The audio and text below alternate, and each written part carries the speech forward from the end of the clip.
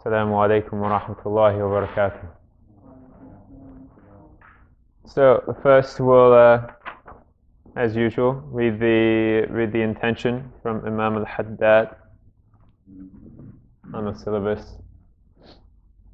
So if you're new, take a look at the syllabus on the back.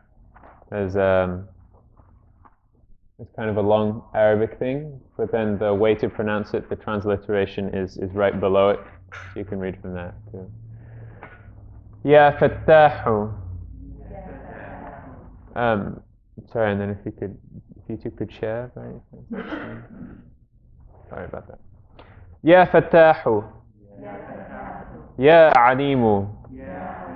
Iftah lana fathan qariba. بسم الله الرحمن الرحيم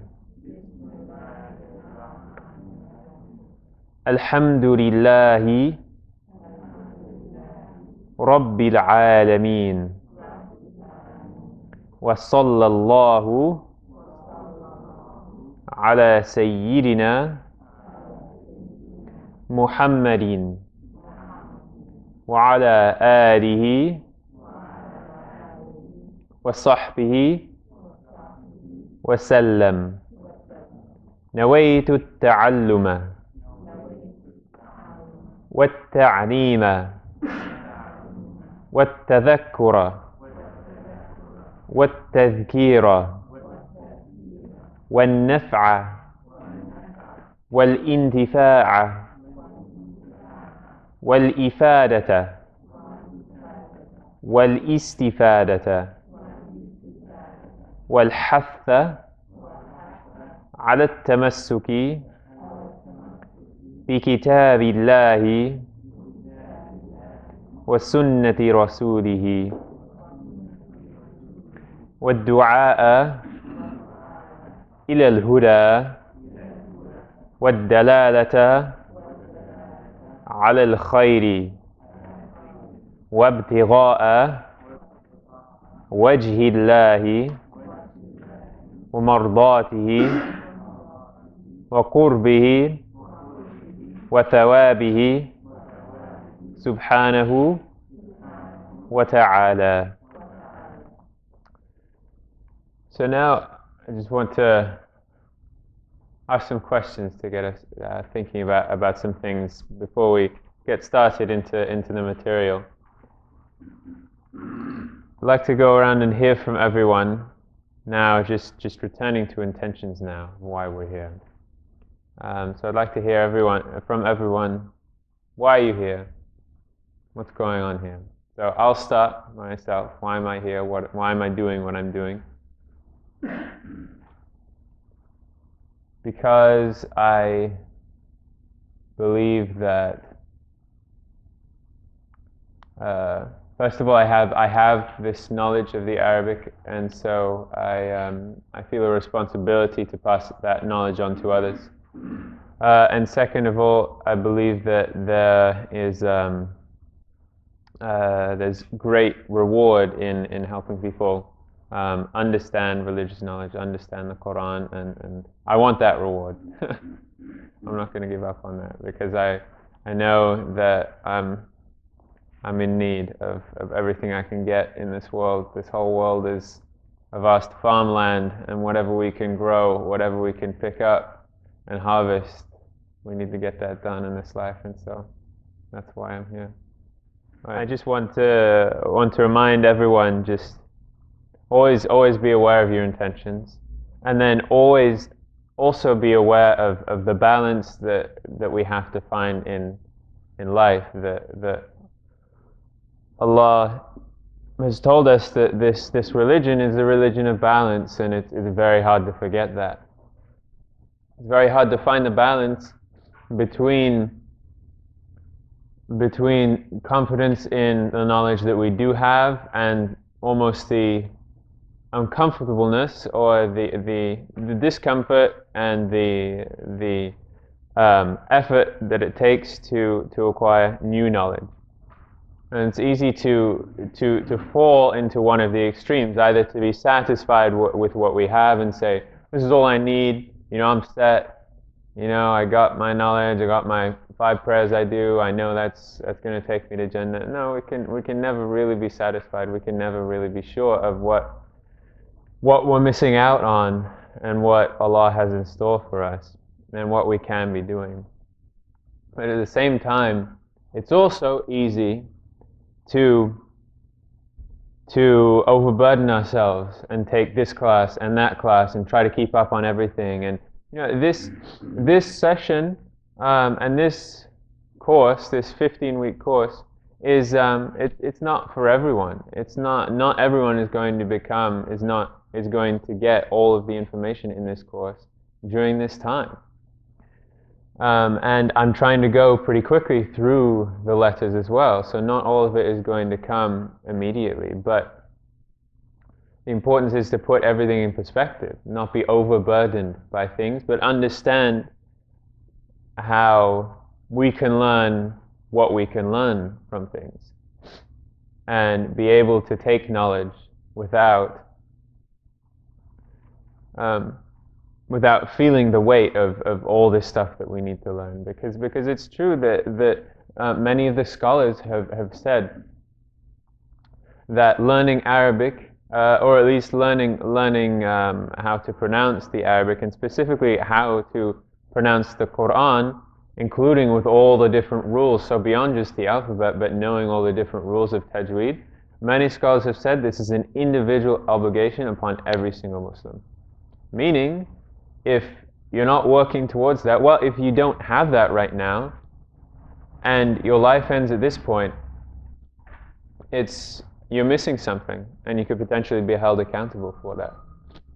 There's that place where we find there's that position, but it's not just that position that we need to pay attention to. We need to also pay attention to the fact that everything that we do, every way in which we strive, even it doesn't matter what we accomplish in this world. What matters first is our intentions, what's going into what we accomplish, because we're not the ones who make the work happen. Allah is the one who makes the work happen. All we can do is just kind of manage to point ourselves in the right direction. As Allah says in the Quran, وَالَّذِينَ جَاهَدُوا فِينَا لَنَهْدِيَنَّهُمْ سُبُلَنَا. Those who strive in our ways, we will guide to our paths. Those who strive in us, we will guide to our paths. And notice that when it says that, it says, or when Allah says this, He says, لَنَهْدِيَنَّهُمْ سُبُلَنَا, not sabilana. Sabilana is our path, right? Siratana, our path. But He says subuluna, our paths, because the number of paths to Allah is the number of breaths in the creation. Everyone has a different path, and so, but each path has to be sanctioned in a way. I mean, there is the one path to Allah, and we believe as Muslims that Islam is really the only way to really get to Allah, if we're going to be serious about ourselves. That He has set this down, of this is what we need to do in order to get to Him. But then within that general thing, within that one path, everyone has their individual things that they need to do, individual qualities that have been placed inside of them that they need to take care of, and then individual lights and insights that no one else really has, but they have, and they need to develop those and let those shine, and let those shine to others. So some of you sitting here have a talent with language, and it might not be apparent yet, it might be apparent. And so for those people, those of you are going to become the teachers and the teachers of this language in the community, inshallah. But others of you have different things to offer and different things to work with, and so we just ask Allah to grant all of us tawfiq in what brings us closer to Him and brings other people closer to Him through us. I mean, So first, any questions? Any questions about the homework? Immediate things burning in your mind? Anything? Yeah. Mine is I was viewing the DVD on my television. Okay. And so I'm not able, sometimes I'll say no track. I don't know if you guys know. Okay. Okay. Yeah, that's a little tricky. It's because I think, as far as I could tell, the DVD was more meant for a computer, and it's really it's hard to to use like a DVD player. It's just a general DVD player rather than a computer to use it. Yeah. Yeah, so I don't really know how to get past it. I mean, and all the work that's in the homework, the work on the worksheet, and the DVD exercises, all of that, none of it's completely necessary. They're all tools that I'm giving you access to, that I'm suggesting to you in order to work on things. And I also want to say that just in case I forget about the homework for today, that the worksheets are getting kind of longer, I think, and so now the one that I made for today is a full 3 pages, I think. But just understand that we all do what we need and what we're capable of. I'm trying to. The reason I make the homework and the reason I put the homework together is to give you tools to kind of figure out what you need to work on and to give you the ability to work on certain things. It's not so that I can say it's not because I need you to fill out a certain number of questions. Right. And so the important thing is the effort that comes from your part. I don't really. What I care about at the end of the day is that you learn the material as much as you can, not that you complete all the homework. I just want to make sure that's clear if that wasn't clear for anyone. Yeah. Well, if there aren't any more, are there any more burning questions on the homework or anything? Any stuff we covered?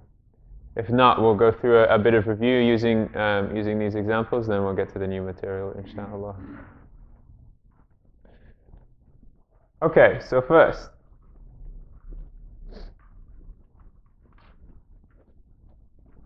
these Arabic words.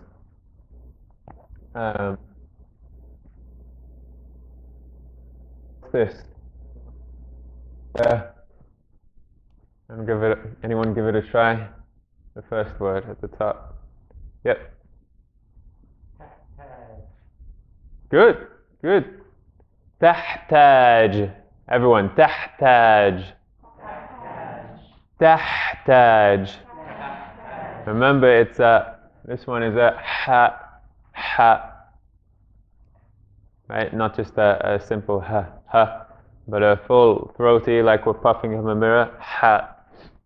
Actually, once again, before I forget, let's go through the alphabet too. Alif. Alif. Ba. Ba. Ta. Tha. Jim. Ha. Kha. Dal. Val. Ra. Zay. Okay. Next one, and then I'll talk about the first two. Anyone want to try working out the next one? Any takers?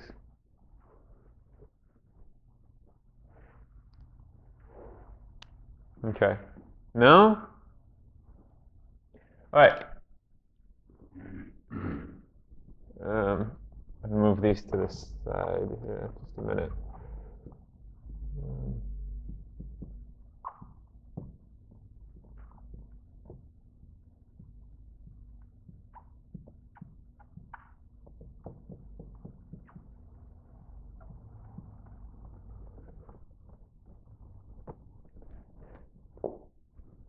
Okay.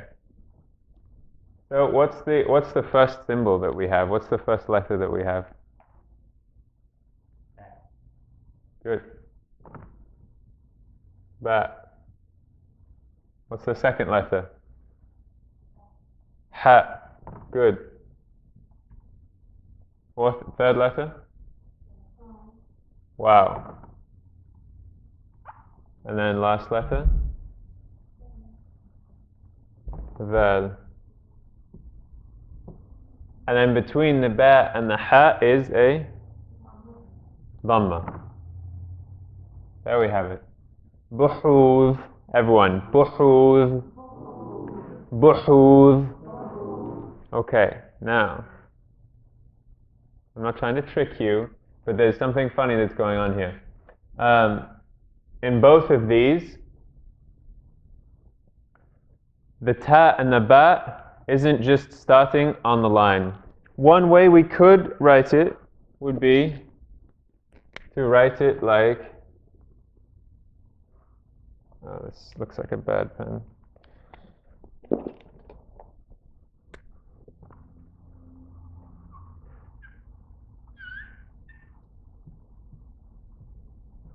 Like that, see? So we have our line, and it's nice and neat. Ta on the line goes up to ha on the line. But one thing about handwriting is that when a few letters in the alphabet, for a few of them, other letters can actually get stacked on top of them.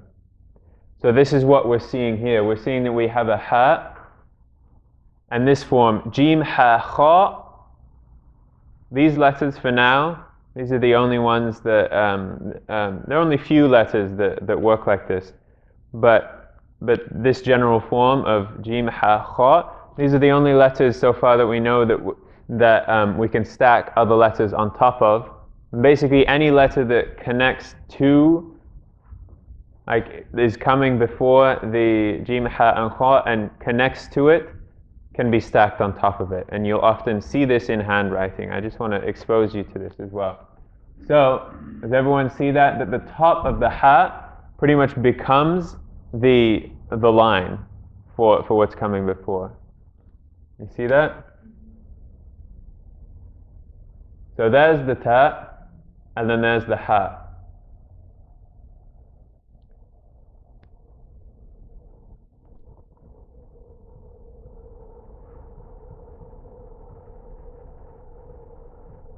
تحتاج, right? تحتاج. Would it be more commonly written like that if there is a ha, In handwriting, yes, a lot more common, yeah. Yeah. I can't distinguish the ba. Right. And so also, I mean, we could write it like buhuth. Let's see. If we're putting everything on the line, we'd write it like that, buhuth. But we can stack the ba on top, just like we did with the ta there, like that. Or what you might see too is that it's just a convention that instead of that tooth going down, you might see that it's almost like it's a hook. So here we have, for example, taht. So even though we normally write a ta on the line and the tooth of it goes down to the line, here we have a tooth going up. The important thing is just you see that there's some kind of tooth here. Even though it's been flipped upside down in the handwriting, you can just see that there's that tooth there. And we see that there's a dot under that tooth, which means it's a ba. Hence, buhud. Everyone again. Buhud. Buhud. Good. So any questions on this, on the stacking aspect? Yeah? Is it just in handwriting? Is it just a stylistic thing? Or is it in font? I don't think, no, I'm pretty sure you won't see it in Quranic script. but in other kinds of printed scripts sometimes. Actually, there might be some instances in the Quranic script where you'd see this. Yeah. I'm not exactly sure though. Typically, everything tends to be written along the line. Yeah, just like how in Quranic script, you'll see you won't typically see the dots connected like that. They'll have two dots for the ta instead of the line, but we need to be comfortable with this because this is how you'll see it almost always in handwriting.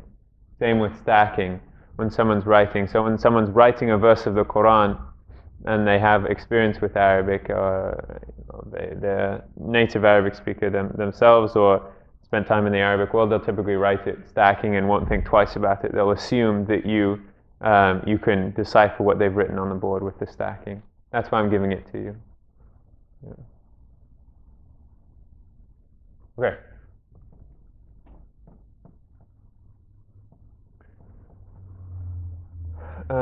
Let's move on to this one. Anyone want to give this a try? Yep. Good. One more time. Good. Khabbaz. Everyone. Khabbaz. Khabbaz.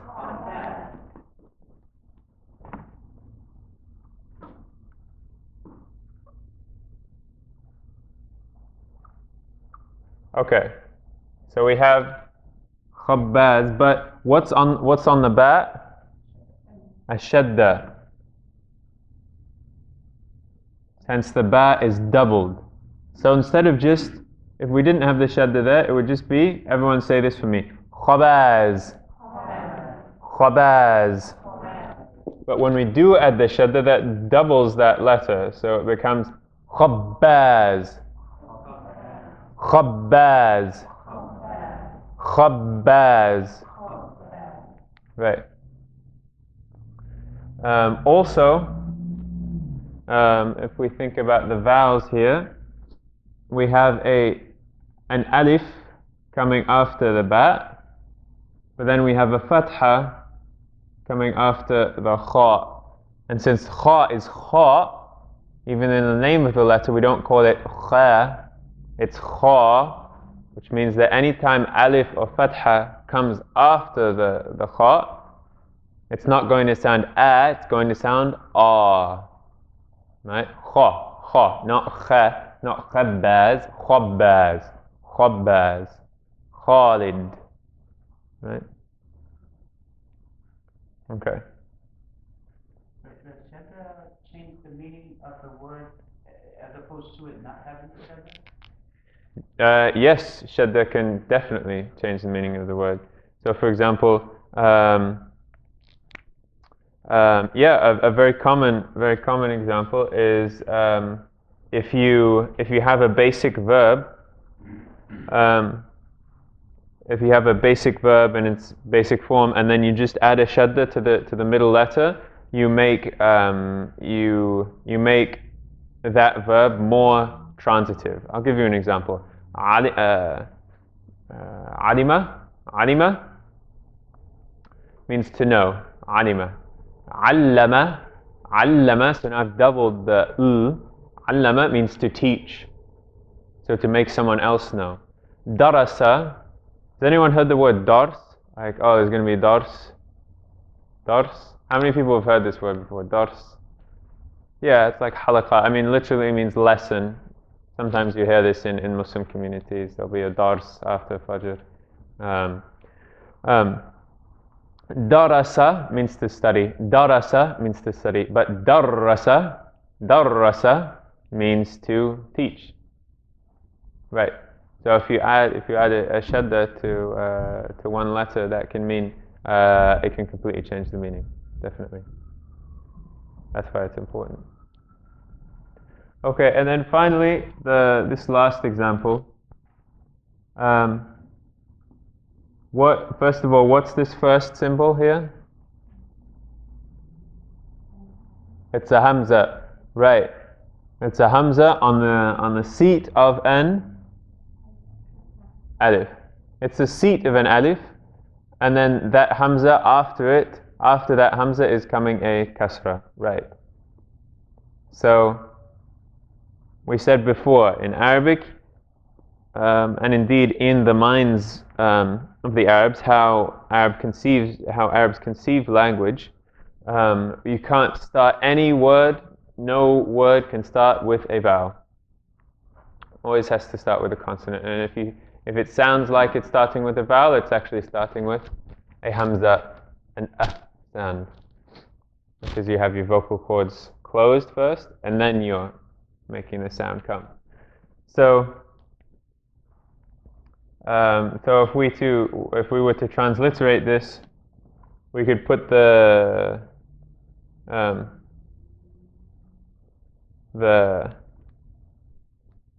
hamza sound as an apostrophe almost, and then go tad.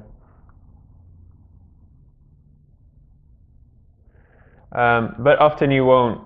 The hamza symbol isn't really necessary, because we know that if we're seeing a vowel at the beginning of a word, we know it's going to be starting with a hamza, because in Arabic we can't start a word with a vowel. Right. And then when we're thinking about the seat, the hamza goes below the alif when it's a kasra. When we have the sound, the hamza sits below the alif, but it sits on the alif if we have a fatha or dhamma. Sits on top of the alif. So for example,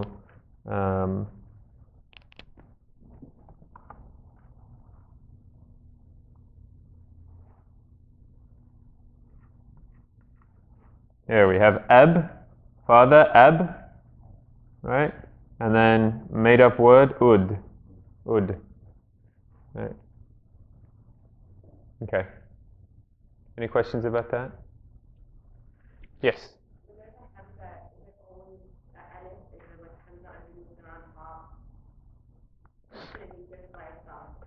Yeah, well, at the hamza usually needs a seat, and when it's at the beginning of the word, the hamza always has the seat of an alif. When it's at the beginning of the word, always has the seat of an alif.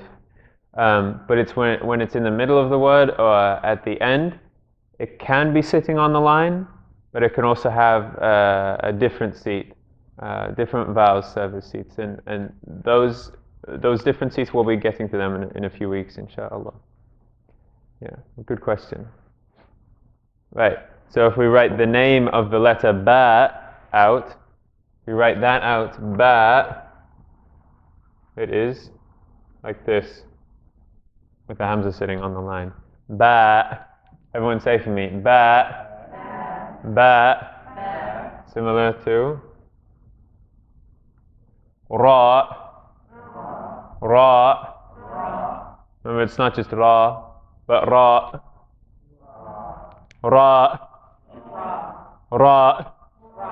Now I'm kind of overemphasizing the hamza there, but it's there in the sense of that ah sound gets stopped. Ra. Right. Okay.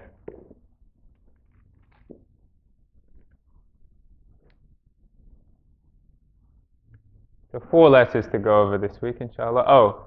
Also, if now everyone could pass their homework in that direction, so that Juliana could take a look at it. So 4 letters to go over today, inshallah. 2 forms, basically. So for each of these, there'll be 2 sets of letters, and then they're going to differ in terms of dots. The first letter is pretty easy in sound.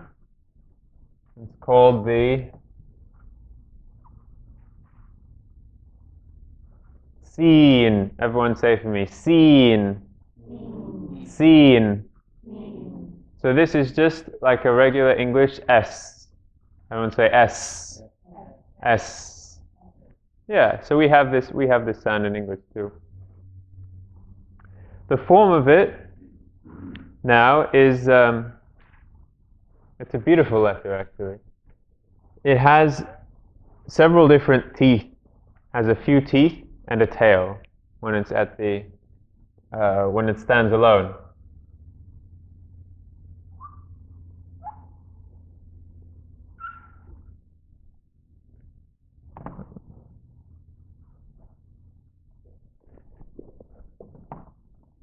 So here we see, we start with a tooth. This is the Siin right here. We start with a tooth, we go up for another tooth, then up for another tooth, and then a tail that dips below the line. And that's the Siin when it stands alone. So basically it has 3 teeth up there and a tail, 3 teeth and a tail.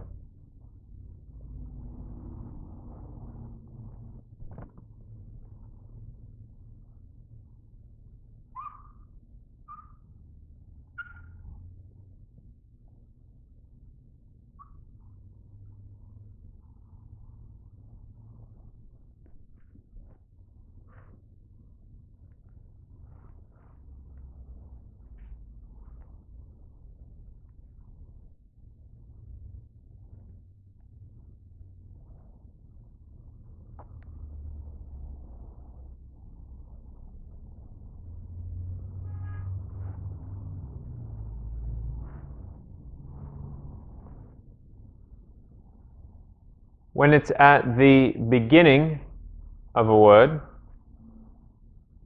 beginning or middle, we lose the tail, basically. We lose the tail, but in place of the tail, there's going to be a length of line. So we start with these 3 teeth, and then go on a bit along the line, and then we go up to whatever next letter we have. So 3 teeth, and then along the line for a bit, and then the next letter.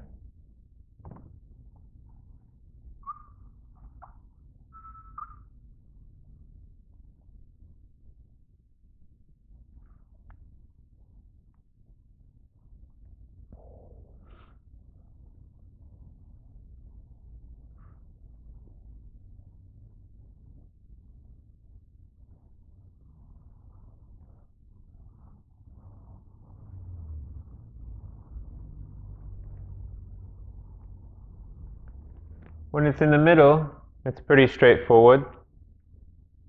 We're coming in from a previous letter. We go up for those 3 teeth, and then along the line for a bit, and then next on to the next letter.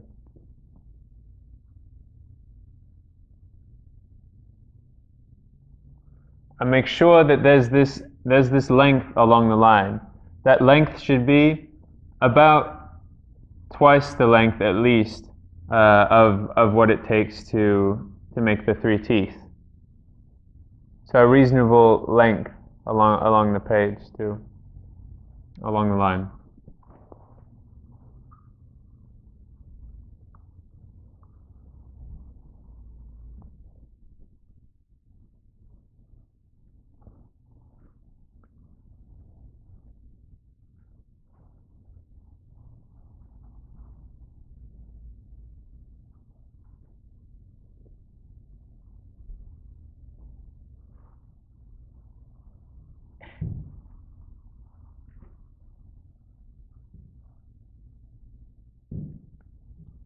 And then if it's at the end of the word, then we have that tail. So we're coming in from a previous letter, make those 3 teeth, and then tail.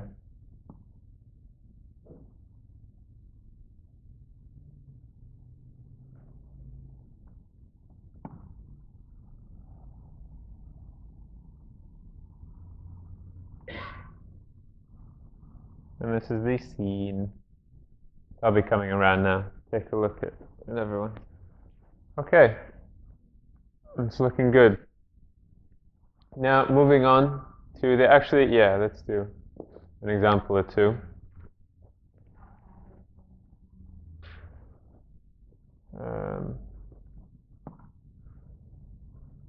the word, a common colloquial word that you'll hear.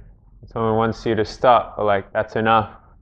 Something is bas, or subhanallah. We ask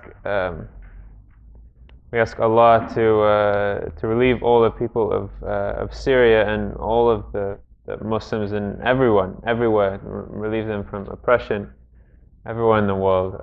Ya Allah, farrij anhum, farrij an al-muslimina bi kulli makan. Ya Allah, release Muslims in every area from their predicaments, the oppression that they're suffering under. But one thing that was a slogan of the government in Syria, it's probably still heard there, at least when I was there when the uprising was starting, what was it? Surya, something like, I don't remember exactly the rhythm now, but something like Surya, Bashar, wa bas. Like Syria, Bashar, who's the president, Bashar al-Assad, and that's all. Surya, Bashar, wa bas. That's all. Anyway, bas is like, that's enough, anything like that. So how we write that? Ba with the Siin. So now see we have a tooth for the ba, and then we have these 3 tooth for the Siin and a tail. Bas. Bes. Bes. Everyone say bes. Bes. Right. And then if it's at the beginning of the word,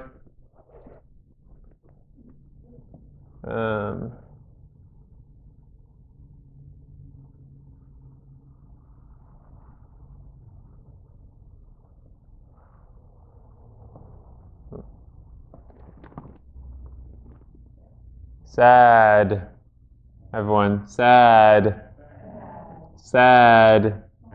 Alright, so we have Siin. It could be a little longer, to be honest, actually.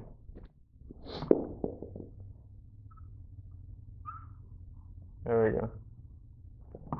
Saad. So we have Siin, Alif, Dal. Saad. Saad. Now the next sound is the Shiin. Shiin. Once again, when I write this out, I put 2 lines under it, so it's not like, it means it's not S and an H, but SH together. Shiin. Sh. Everyone say again. Shiin. Shiin. So, we have this sound in English too, although with English we have to use 2 letters together to represent this sound. It's present, common sound in English. The Shiin now is just like the Siin, except over the middle of the teeth we have 3 dots, and that's the Shiin.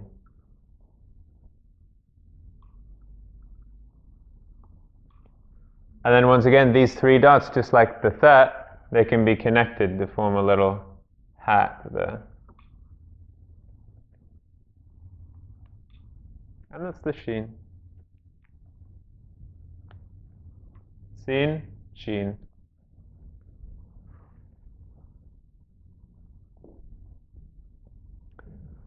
So just like in English we have an S to represent this sound, the S sound. When we want to represent the sh sound, we add an H to the S. Just like here, we have these 3 teeth is the basic form of the Siin, and then we add the hat or the 3 dots to make it a Shiin.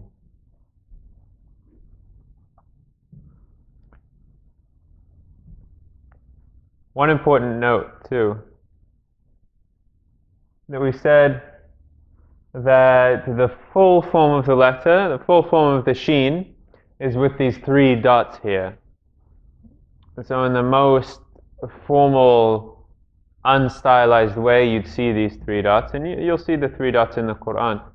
But almost always in handwriting, you'll see the little hat There's another interesting thing that goes on with Siin and Shiin. Basically, that just like how it's a little tedious to put all the dots on together rather than connect them, it's a little tedious to do all those teeth. Go up and then up and up and then up. So what actually you'll see happens a lot of time in handwriting is that the Siin and the Shiin basically just become a line. Oh. How most people write it in handwriting is for these when they're starting out or when it's alone, a little dip, you come up from the line, just like how we saw when we stacked the ba and the ta on top of the ha. We saw that it got flipped upside down so that the tooth was pointing down. Here we have a little bit of a tooth pointing down, and then we got up to the line. And look at that. It's a line with a tail rather than the 3 dots. This is a common way to see Siin or Shiin written. So here we have a Siin, here we have a Shiin. Similarly, when it's beginning, just a line along the...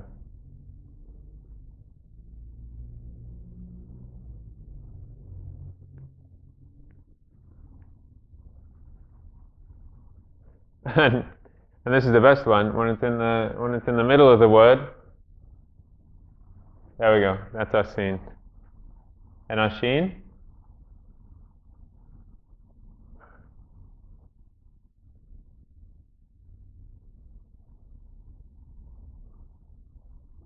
And then when it comes at the end, it's just a line, and we make sure to give it its tail there too.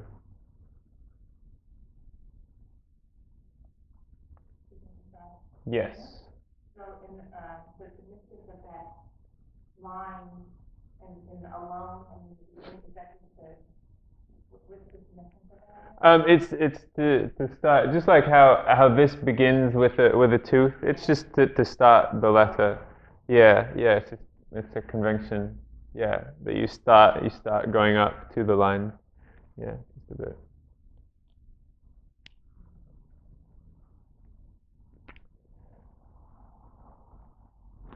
And so, gathering.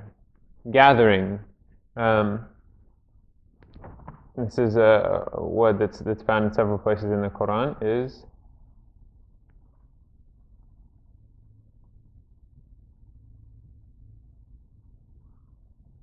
who wants to say this for me? Anyone?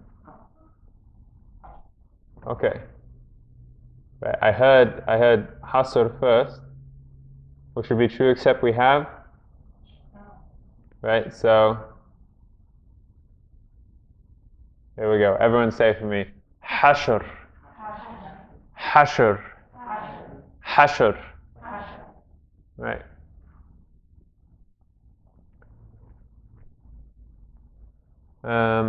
And then to make someone feel is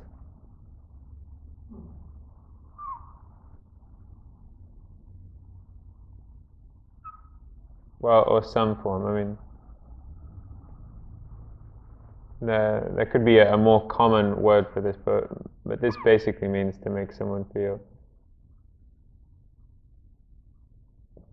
Here we have hassasa. Everyone with me. Hassasa. Hassasa. So here we have the ha is right here. Then we have this Siin right here, and then we have a Siin and then another Siin. So rather than just have a really, really long line, there's this tooth up here to distinguish that, okay, we're starting another Siin too. So it's a ha plus a Siin plus a Siin, and that the middle letter has a shadda over it, and in between each one, actually after each letter, is a fatha. Have one more time. Hassasa. Hassasa. Good. Any questions about this stuff? Yes.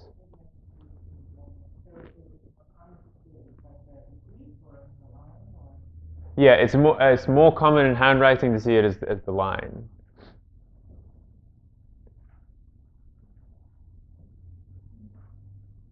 So we all need to be just familiar with this at least. Even if you choose to write all the dots out yourself, that makes you feel comfortable, fine. But at least be able to recognize, like if I'm going to write a word quickly up, I'm not going to do those teeth, because I've been writing for years and that's what I'm used to. I'm used to writing without the teeth, just a line. Any other questions?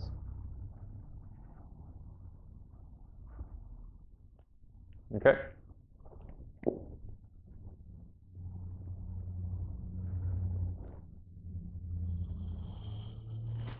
So moving on. Now we have 2 more letters to do.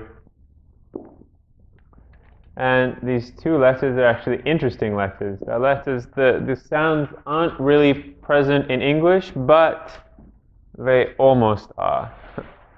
So first we have the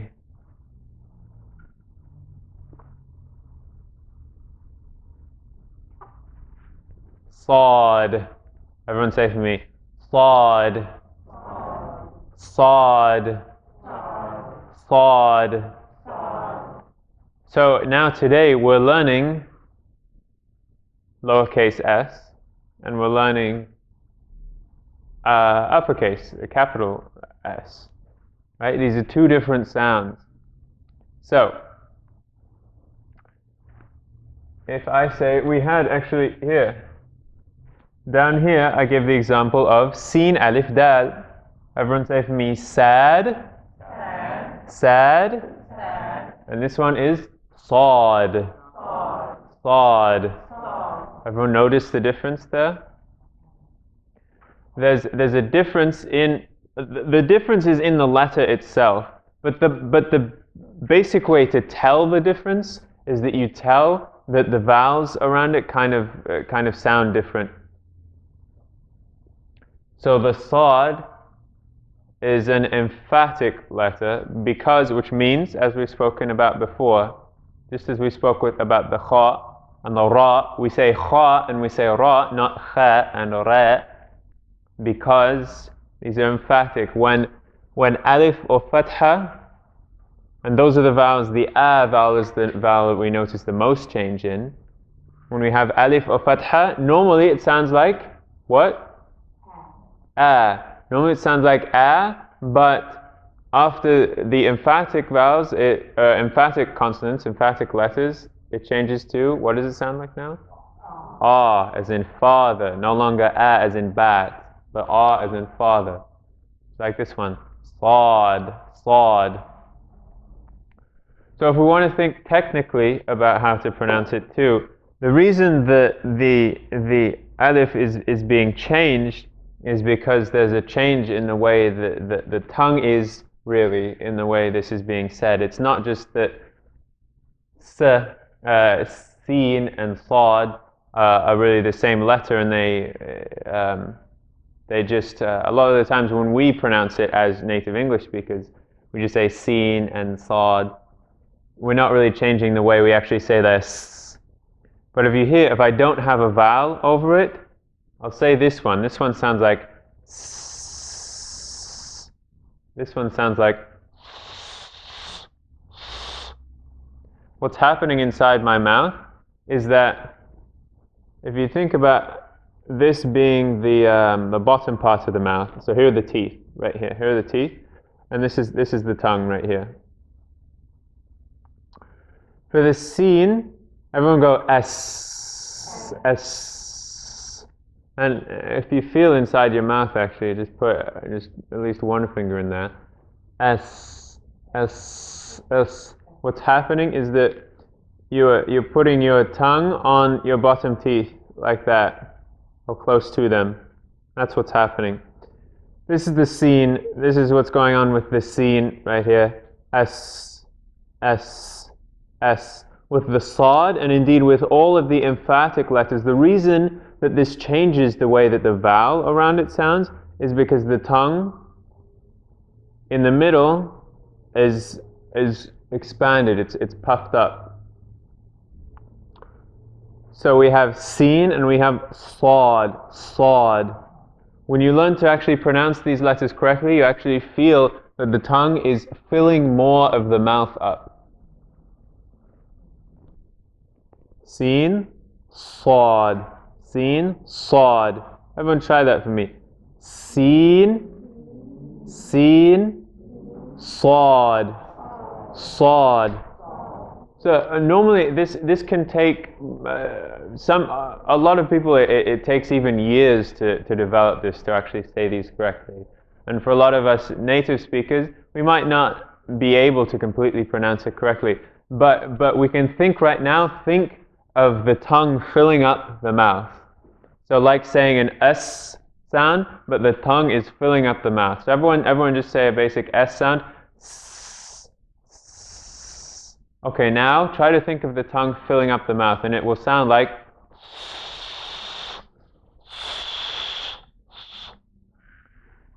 sa. Everyone, sa, sa, saw, saw, sa, sa, saw, saw. Okay. So the form of this is, it looks pretty similar to the Siin actually, at least in the alone part. We start on the line, then we go backwards above the line, and down now along the line, and we have a little tooth right after that loop that we make, and then a tail.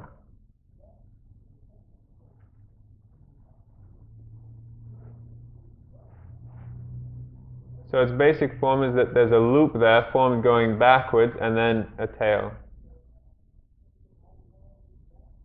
Loop backwards, up above the line a bit, and then tail that ends above the line.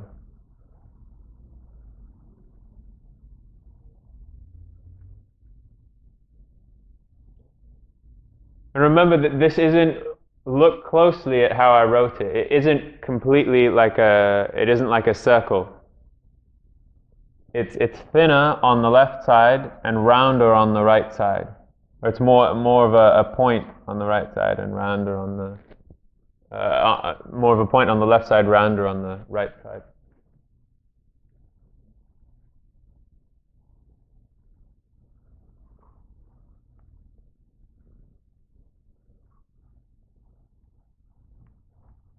Now when it's at the beginning of a word, we lose the tail, just like with the Siin and the Shiin. Have that beginning part, so we have the loop and the tooth, and then we go on to the next word. We don't really have to have a long line. That was just for the Siin. So once again, loop, tooth going up, and then on to the next letter. Sorry, next letter. Loop, tooth, next letter. Make sure that after the loop you have this little tooth right here.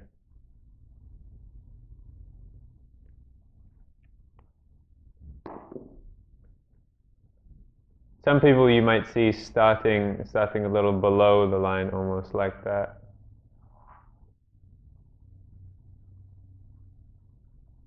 I don't like that. I think that's ugly.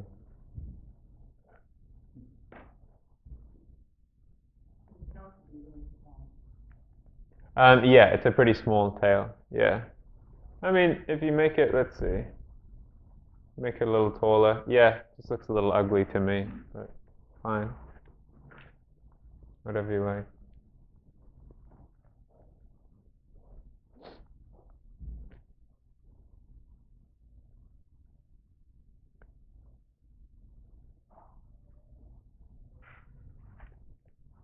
When it's in the middle of a word,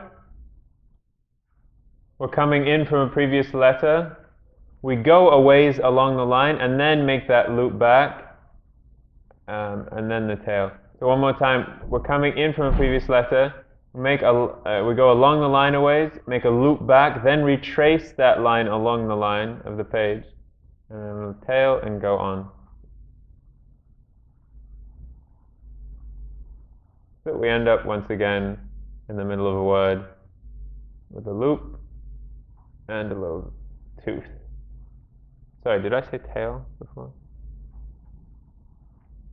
I might have said tail. I meant tooth. Loop and tooth.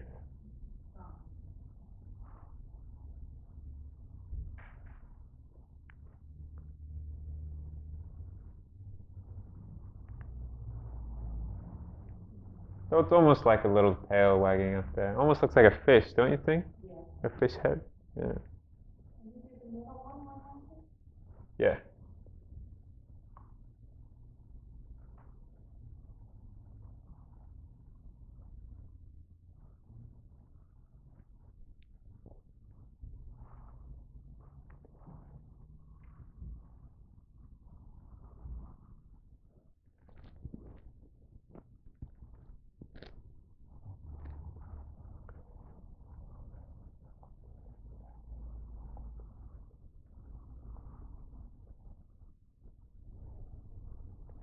And finally, if it's at the end of a word,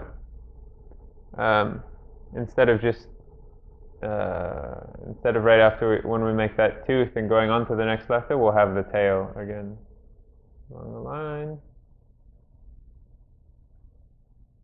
and tail.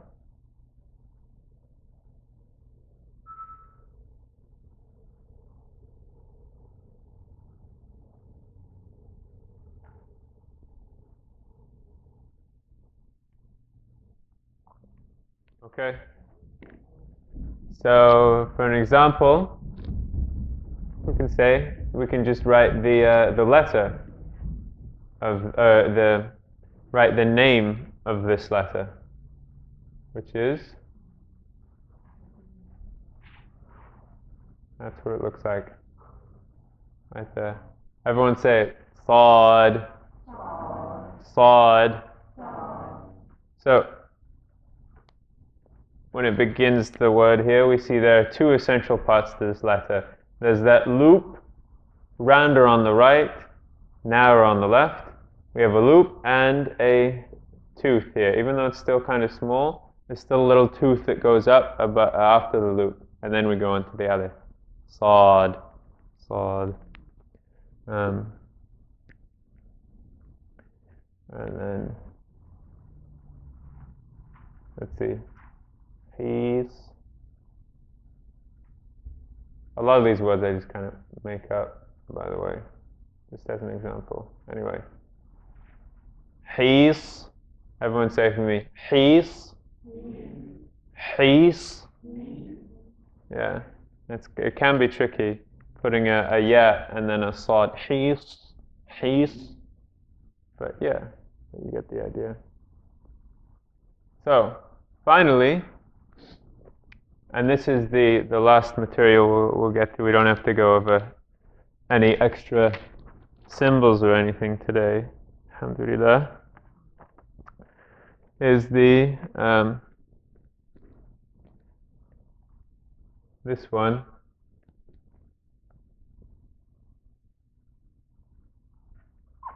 Is the Daad. Everyone say for me, Daad.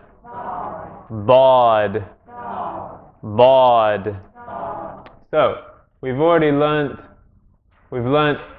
Dal, which is lowercase d. This one is Daad, which is uppercase d.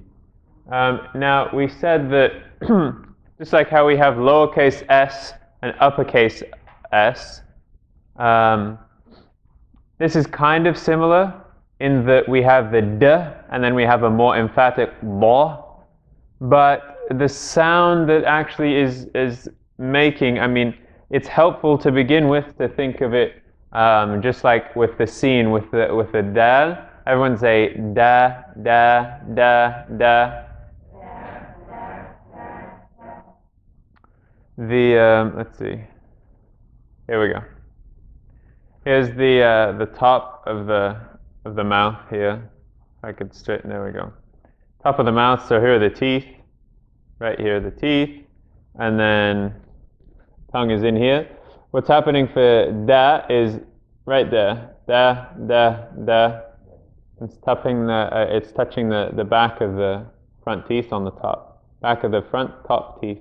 But then for the Daad, one way of thinking about it is to say the da, but then the tongue once again fills, it goes higher up in the mouth, it fills the mouth more. So da, da, ba, ba. Remember, it's not a v sound, it's not a v sound, it's more like a d sound. If we're going to approximate with any letter in English, it's more like a D sound. But when many Arab linguists talk about this letter, they talk about it being a combination, a cross between the d, the dal, and the l, the lam. L. Everyone say l, la, la, al, and then ad, L, ad, L. So some Arab linguists would say that when you combine these two, that's the sound what this makes. Elm, elm, elm, elm. Everyone try that for me. Elm, elm.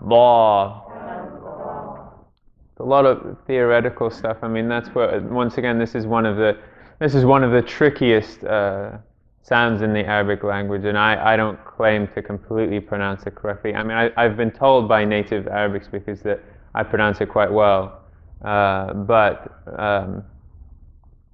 still, even Arabic speakers today, if they were to talk to the Arabic speakers in the time of the Prophet, peace be upon him, they'd probably be told they don't pronounce it quite correctly too, because there's been a lot of influence from native languages, and Arabic is also known as the language of Daad, Lughat al-Daad, because many of the Arabs said that this symbol, this letter, this sound was unique to Arabic, and that you could tell a non-native Arabic speaker because they can't pronounce this sound. So traditionally, actually, the linguists also speak about this sound being pronounced from one side of the mouth, usually from the left side. So it's like almost now this is, I mean, you don't have to remember all of this, I'm just kind of giving you this because I find it interesting, inshallah you find it interesting too. But that some people will put originally there would be people who would put their tongue to the left, like, and go Daad, Daad, and that's an approximation. Once again, it was a very tricky sound to say. I've been with tajweed teachers who are like very insistent. They're like, go like and then say it, Daad, Daad. Anyway, the linguists talk about it being said from the left side, which is the best way to pronounce it, or with the tongue from the right side, or with the tongue touching both sides of the mouth. But anyway, basically, for now let's bring us down a bit. Bring us down from that theoretical world and the world of correct pronunciation and everything, all those things, linguistics.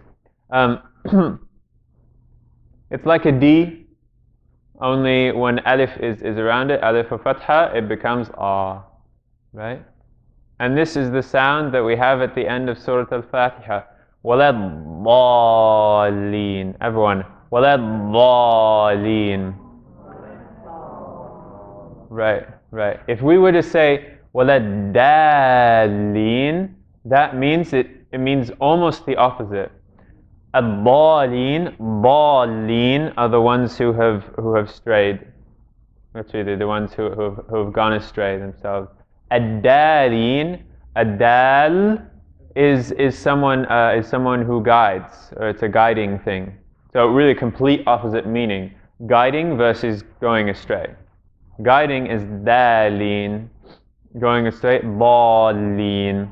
And then let's see. Some people say dhalin. You might hear that. Has anyone ever heard that? Wala dhalin. That actually means it means people. It means remaining. It means remaining or staying. So that's a different meaning as well. Dhalin.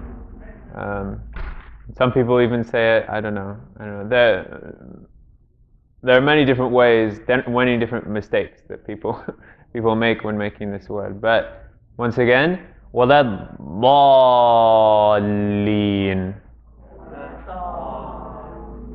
Good, good. So, trickiest thing is to pronounce that correctly. The form of it is just like the Saad, but with one dot on that loop. So the Daad has a dot, right?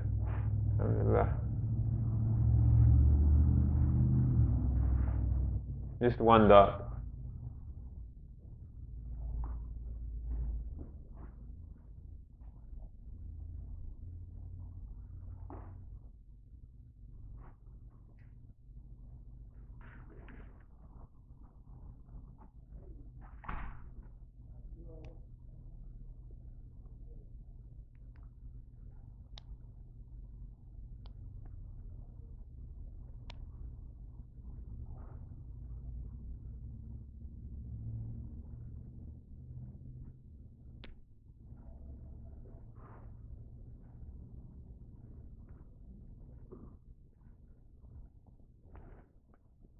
So that's it for new material today. Does anyone have any questions on any of these things today?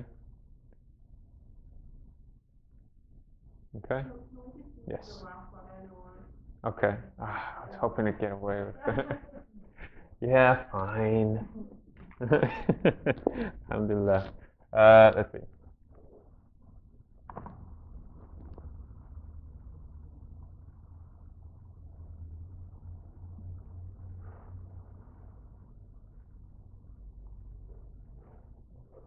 Let's see.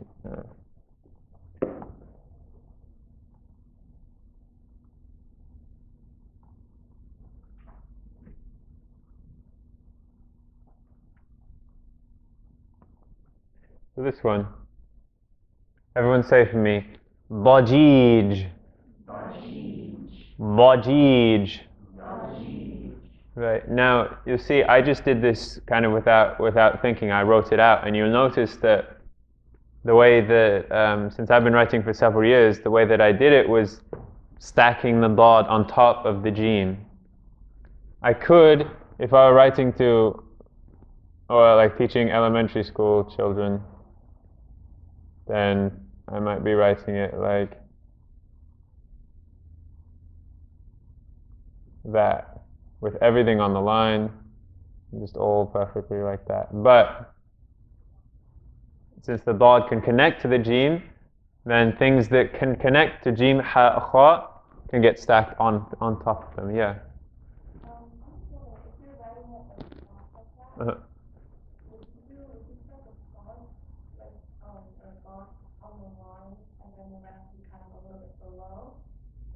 No, typically you anticipate.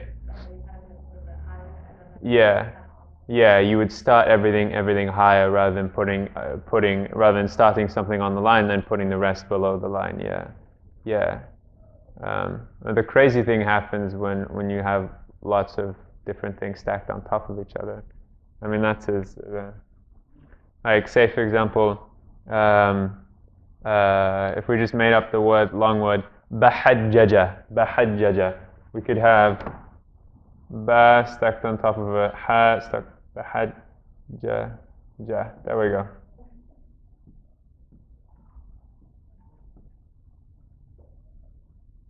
Bahajjaja.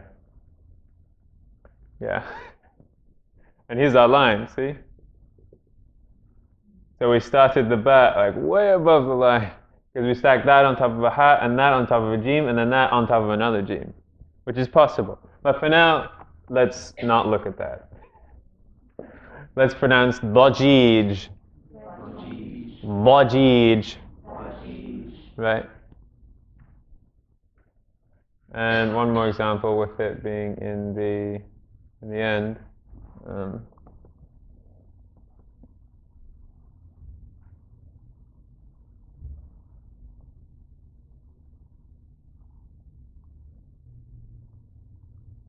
So here we go. This one. Can anyone say this for me? Yeah. Good. Close. Yeah. Abyad. Abyad. Abyad means white. Abyad. Right. Yes.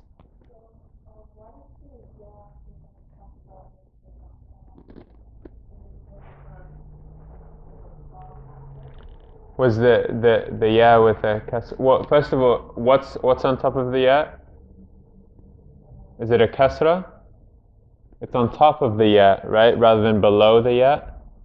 So what is this? What is this right here? Just like this one and that one? Right. And what do we call that? Good. Fatha. So you're asking about the fatha?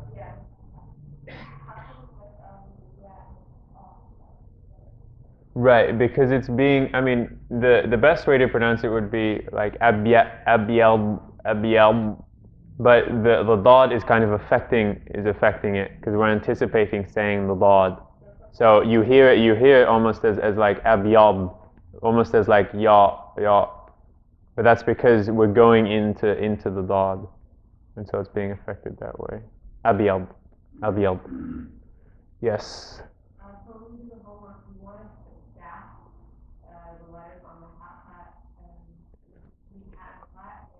Jim ha and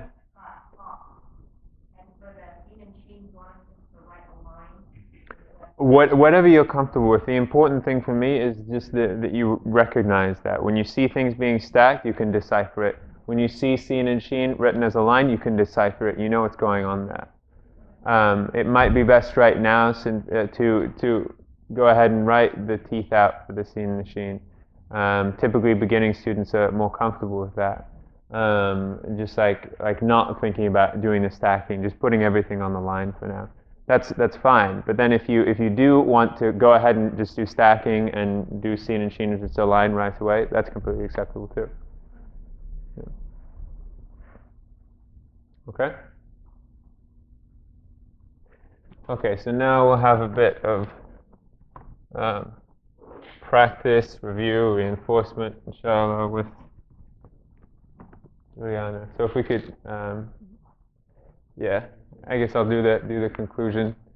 Yeah, subhanakallahumma wa bihamdik, ashhadu an la ilaha illa ant, astaghfiruka wa atubu ilayk, wassalamu alaikum wa rahmatullahi wa barakatuh.